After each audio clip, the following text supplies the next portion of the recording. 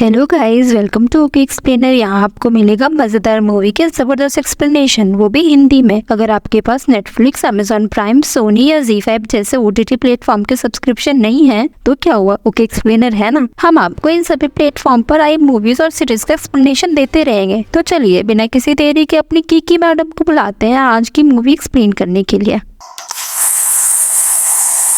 Alright, तो movie भी start में हम एक फैमिली को देखते हैं जिसमें हस्बैंड का नाम होता है जेरी लीम। उसके साथ उसकी वाइफ और 2 बेटियां होती हैं। जेरी बेसिकली एक रिटायर्ड CIA ऑफिसर हैं। जेरी अपनी फैमिली को लेकर किसी दूसरे शहर में जा रहे होते हैं, लेकिन रास्ते में नहीं ये सब एक ट्रैफिक में फंस जाते हैं। ये अपनी गाड़ी से उतरते हैं देखने के लिए कि इतनी ज्यादा ट्रैफिक जैम क्यों है। और तभी उसी वक्त उस शहर में ज़ॉम्बीज का एक बहुत खतरनाक अटैक हो जाते हैं। ये ज़ॉम्बीज अपने रास्ते में आने वाले सब लोगों पर अटैक करने लगते हैं और सबको काट कर गिरा रहे होते हैं। जेरी यहाँ पर एक खास बात ऑब्जर्व करते हैं कि जब भी कोई ज़ॉम्बी किसी नॉर्मल इंसान को काट रहा है, वो इंसान 15 ही सेकंड में खुद भी ज़ॉम्बी बन जाता है। और ये ज़ॉम्बी वायरस बहुत स्पीड से फैल रहा है। खैर किसी तरह अपनी जान बचाकर अपनी फैमिली के साथ वहां से भाग जाते हैं। अभी ये रास्ते में ही होते हैं। जेरी को उनके एक दोस्त की कॉल आती है। बेसिकली ये दोस्त भी CIA का ही हिस्सा है। जेरी अपने दोस्त से हेल्प मांगता है ताकि वो खुद को और अपनी फैमिली को रेस्क्यू करवा सके। और अब जेरी और उसकी फैमिली एक बिल्डिंग के पास पहुंच जाते हैं क्योंकि इसी बिल्डिंग की छत पर एक हेलीकॉप्टर में आना है जो कि इनको रेस्क्यू करेगा। अभी ये बिल्डिंग के अंदर जा ही रहे होते हैं, आसपास बहुत से लोग ज़ॉम्बीज बन चुके होते हैं और वो इधर उधर लोगों पर अटैक कर रहे होते हैं। और उन्हीं में से एक ज़ॉम्बी जेरी पर भी अटैक कर देता है। ये ज़ॉम्बीज जेरी को मारने वाला ही होता है। उसी वक्त उस फ्लैट में रहने वाला एक बच्चा आता है और उस ज़ॉम्बी को मार देता है। लेकिन मरते मरते ज़ॉम्बी का कुछ खून जेरी के मुंह में चला जाता है, जिसकी वजह से जेरी को लगता है कि अब वो भी ज़ॉम्बी बन जाएगा। इसलिए जेरी उस बिल्डिंग की छत पर चला जाता है और खुद को मारने की कोशिश करता है, यानी कि वो सुसाइड करना चाहता है। वो नहीं चाहता था कि वो ज़ॉम्बी बने और उसकी वजह से उसकी फैमिली या दूसरे लोगों को भी किसी भी किस्म का हार्म पहुंचे। लेकिन 15 सेकंड से ज्यादा वक्त गुजर चुका होता है और वो ज़ॉम्बी नहीं बना होता। तो उसको आइडिया होता है कि सिर्फ लिक्विड मुंह में जाने से, यानी वो ब्लड मुंह में जाने से कोई भी ज़ॉम्बी नहीं बनेगा। और जेरी यहाँ पे एक मेंटली सेटिस्फेक्शन दिखाता है। पर उतनी ही देर में उनकी छत के ऊपर एक हेलीकॉप्टर भी आ जाता है जो भी इसके दोस्त ने भेजा होता है। और इस हेलीकॉप्टर में बैठे हुए फौजी जेरी और उसकी फैमिली को ज़ॉम्बी से बचाते हुए अपनी हेलीकॉप्टर में बिठाकर एक सेफ जगह पर ले आते हैं। यहाँ पर जेरी अपने उस दोस्त से भी मिलते हैं जिन्होंने इनकी हेल्प की होती है। ये दोस्त बताते हैं कि इनकी ये इन्फेक्शन तकरीबन हर जगह पर फैल चुका है। तमाम मुल्कों में तमाम कंट्रीज इसको रोकने की कोशिश कर रही हैं, लेकिन जो वायरस रुकने का नाम ही नहीं ले रहा है। लोगों को खाने पीने की शॉर्टेजेस हो रही हैं और सब कंट्रीज की ट्रांसपोर्टेशन भी डैमेज है, जिसकी वजह से एयरपोर्ट्स, रेलवेज और रोड्स भी बंद हैं। इनकी दोस्त ये भी बताते हैं कि तुम्हें डॉक्टर फेसबैक से मिलना होगा, क्योंकि ये डॉक्टर ज़ॉम्बी वायरस पे काफी अरसे से रिसर्च कर रहे हैं और ये यकीनन कोई ना कोई सोल्यूशन इस चीज का निकाल लेंगे। इसके अलावा ये भी बताया जाता है कि ये वायरस इनिशियली कोरिया में फैला था और हमें उसके मुतालिक एक ईमेल भी रिसीव हुई थी, लेकिन उसके बाद हमने उनसे कांटेक्ट करने की कोशिश की, लेकिन हमें उसमें सक्सेस नहीं मिल सकी। और अगर हमें ये पता चल जाए कि ये वायरस स्टार्ट कैसे हुआ था, इसकी शुरुआत कैसे हुई थी, तो शायद हम इस वायरस को रोक सकें, इसकी कोई वैक्सीन बना सकें। और इसी बात का पता लगाने के लिए हम डॉक्टर फॉसबैक को तुम्हारे साथ भेजने वाले हैं। अब जेरी डॉक्टर और अपनी टीम के साथ साउथ कोरिया जाने के लिए रेडी हो जाता है। जैसे ही ये सब साउथ कोरिया पहुंचते हैं, वहां के इन्फेक्टेड ज़ॉम्बीज इन पर अटैक कर देते हैं। ये इनका बहुत मुकाबला भी करते हैं,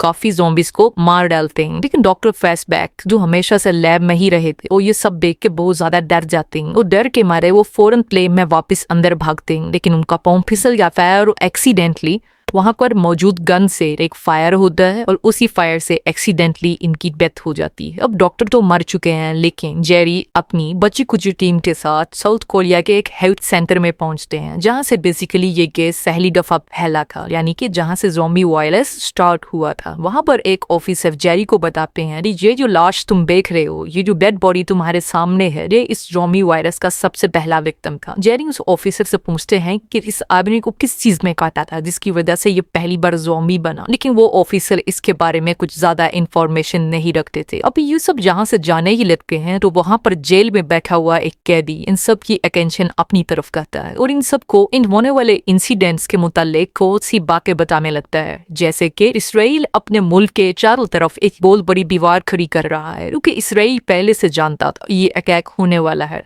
उसको ये खबर पहले से ही थी और इस सब के पीछे इसराइल की इन्वॉल्वमेंट हो सकती है। इसके अलावा तुम्हें और भी जवाब चाहिए तो तुम इसराइल के शहर जेरूसलम में जाकर एक आदमी से मिलो, वो तुम्हारे सारे कॉन्सेप्ट क्लियर कर देगा, तुम्हारे सारे क्वेश्चंस के आंसर दे दे। तो अब जेरी जेरूसलम पहुंच जाते हैं और उस आदमी से मिलते हैं, लेकिन वो आदमी जेरी को कोई क्लियर आंसर नहीं देता और इनकी बातों के दरमियान वहाँ के कुछ लोकल लोग अपना एक फेस्टिवल एंजॉय कर रहे होते हैं, स्नो गाना गा रहे होते हैं, शोर शराबा कर रहे होते हैं। जेरी इन सबको रोकने की कोशिश करता है क्योंकि वो जानता था कि जहाँ पर शोर होता है ज़ॉम्बीज उस तरफ अट्रैक्ट होते हैं, उस तरफ आने लग जाते हैं। ये कि बहुत ज्यादा लोग थे तो इसकी बात पर कोई इंपॉर्टेंस नहीं देता और उसी वक्त बहुत से ज़ॉम्बीज उस दीवार की तरफ पड़ने लग जाते हैं और आहिस्ता आहिस्ता उस दीवार को फैलांगने लगते हैं। अभी तक तो इसलिए उस दीवार की वजह से सेफ था, लेकिन अब वो ज़ॉम्बीज उस दीवार के अंदर आ जाते हैं और लोगों पर अटैक करना शुरू कर देते हैं और सब लोग आहिस्ता आहिस्ता ज़ॉम्बीज बनकर जा रहे थे। लेकिन यहाँ पर एक स्ट्रेंज बात हम देखते हैं कि सब इन्फेक्टेड होने वाले लोग यानी कि जो अब ज़ॉम्बीज बन चुके हैं वो बहुत से लोगों पर अटैक तो कर रहे थे, लेकिन बहुत से लोगों को वो छोड़ भी रहे थे। यानी कि कुछ लोगों पर अटैक किया जा रहा था लेकिन कुछ लोगों को कैच भी नहीं किया जा रहा था। जेरी इस चीज को नोट करता है। लुक स्टोरी में थोड़ा सा आगे रिवील होने वाली है कि ये सब ऐसा क्यों हो रहा था। खैर उसी वक्त वहाँ की लोकल आर्मी का एक प्लेन आ जाता है और जेरी और उसकी टीम को वहां से बचा लिया जाता है। जेनी प्लेन में तो आकर बैठ चुका होता है लेकिन इसे अभी भी सुकून नहीं आया और वो होर कर पाया है, यानी कि वो ऑब्जर्व कर पाया है कि उस प्लेन के पीछे वाले पोर्शन में ये वायरस फैल रहा है, यानी कि कुछ इन्फेक्टेड लोग उस प्लेन में भी मौजूद है। वो एक दूसरे को आपस में काट रहे हैं और ये वायरस तेजी से फैलता जा रहा है। ये सब लोग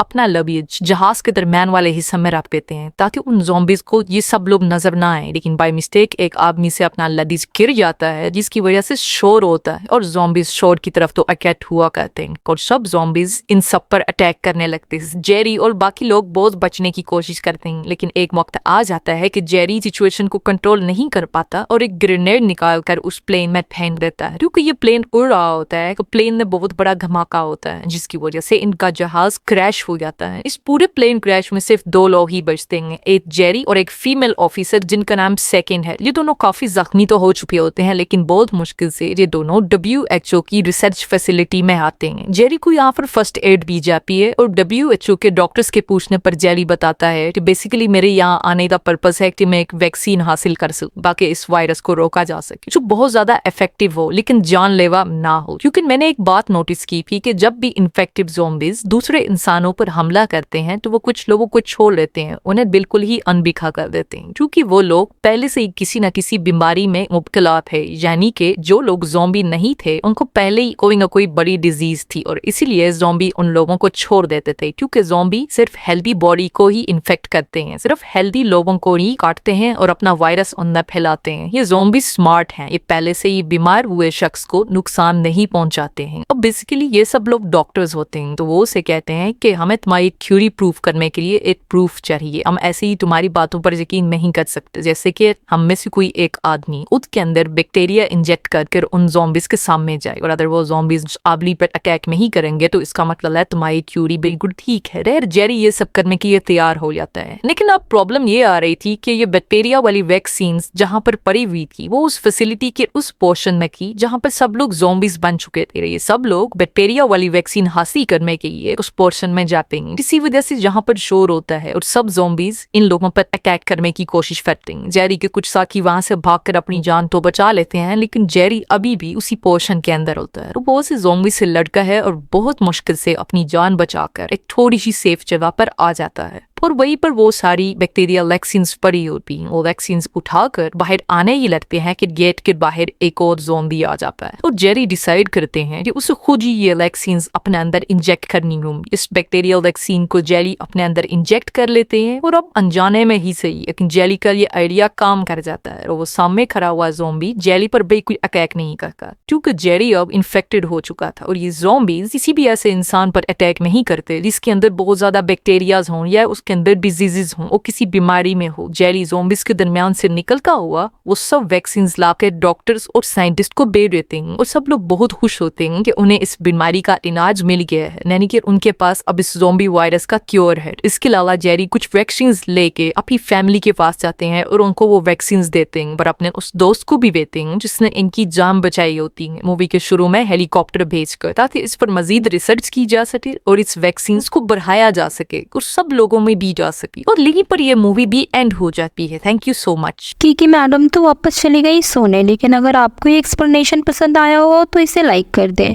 और चैनल को सब्सक्राइब कर ले ऐसी ही बढ़िया सी एक्सप्लेनेशन देखने के लिए। तो मिलते हैं नेक्स्ट वीडियो में, तब तक के लिए अपना ध्यान रखें। Bye bye.